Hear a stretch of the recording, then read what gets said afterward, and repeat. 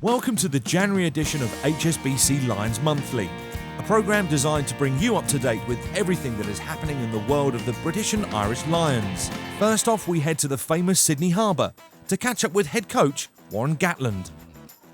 I think we're pretty happy with the way we've the planning at this stage. We've already had a couple of provisional selection meetings, done a few recce's here to Australia, getting things right, because one of the things about Australia is that we've got to get right is that not having that sort of same rugby culture as, say, New Zealand or South Africa, is that when you're staying in a hotel, you've got to be mindful, how far is it to a training ground, how far is it to the gym.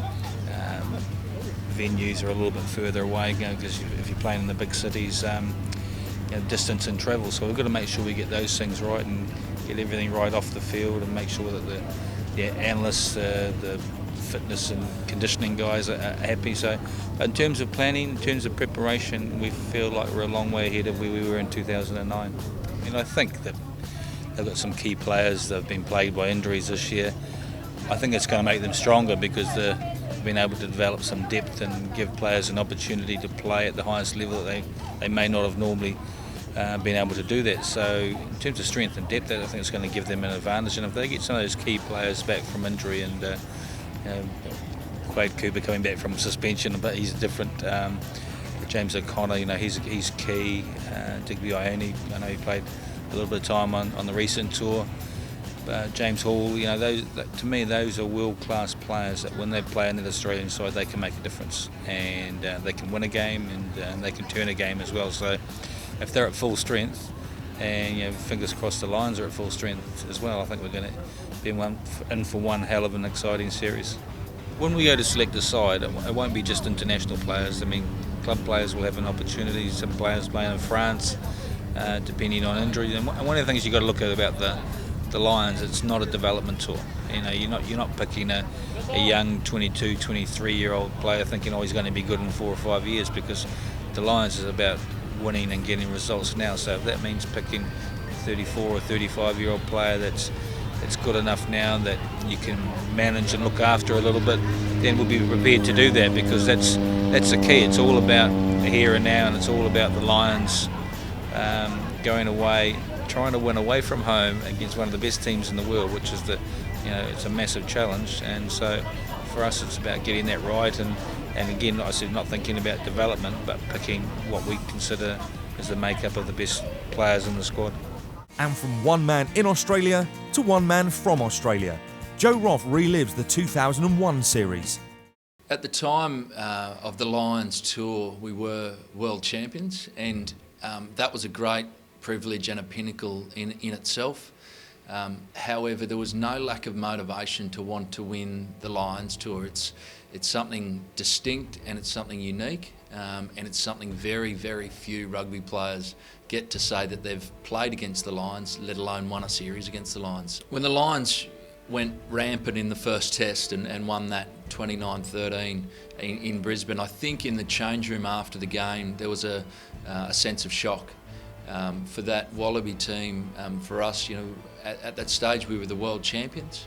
We'd had a lot of success, and we expected to at least be on a level playing field with the Lions, and really we weren't. We were outclassed and outplayed by a wonderful Lions side. More than that, I think the shock emanated from running out onto the field and just seeing a sea of red jerseys. Never before, and I think never again, have we played an away game at home. In the change rooms at half-time in that second test, when we were down 11-6, I think more than anything there was a sense of composure. It was a very calm change room, and we were very much focused on what we had to do rather than on what the Lions were doing. I think we'd been building enough pressure that there was an opportunity for the game to change. It was still very much hanging in the balance. And so it was about concentrating on the basics for us and what we did well to continue to build that pressure. And I think for the first time in the series, in the second half of that second test, a few small cracks started to show in that wonderful Lions team. I remember the third test of the Lions series quite vividly, probably more so than other tests. And I think that's because it was so close and it hung in the balance so much that the very little things I knew would impact the result. Little knock-ons, throws in the line out that didn't hit the mark, big tackles. So it was very vivid in that detail, which is quite unusual for me to remember those sort of things. But it goes to the testament of how close that match was. And you talk about the 1%ers in rugby. That was really a game and a series that could have gone any way based on those 1%. We went behind the scenes with Lions great and HSBC ambassador Brian O'Driscoll as he prepared for a special edition of Total Rugby.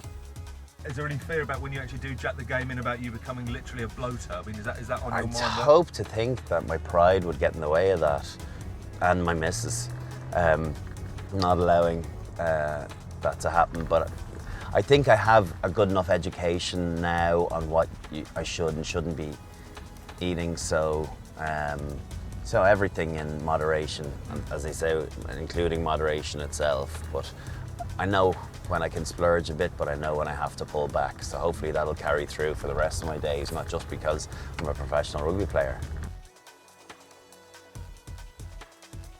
I remember hearing Steve Jones when he was rooming with Gavin Henson the early years, like the morning of a game, test match, like if he didn't go in for a whiz early, you know, he lost the bathroom for 3 hours with the prep time that went on to shaved legs, coloured face, coloured arms.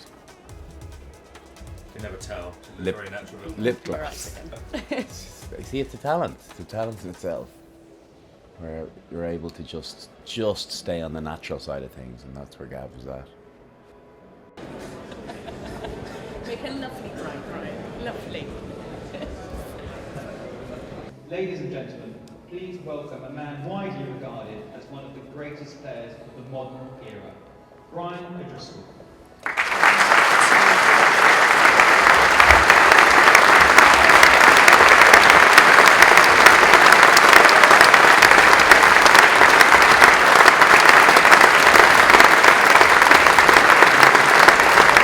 Finally, we caught up with another HSBC ambassador, Jason Robinson, as he passed on his knowledge to some members of the Prince's Trust. HSBC have teamed up with Fairbridge and the Prince's Trust, and I'm really looking forward to be here as an ambassador to work with kids probably from a disadvantaged background. You know, some may have fallen away from school, some may be substance abuse, lots of different issues going on.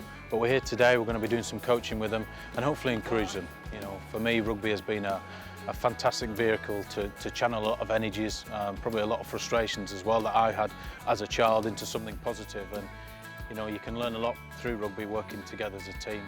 Rugby is the same as any sport. There's always the discipline side of life, as well as the leadership roles and the team building exercises that's incorporated into any sport, no matter what you do.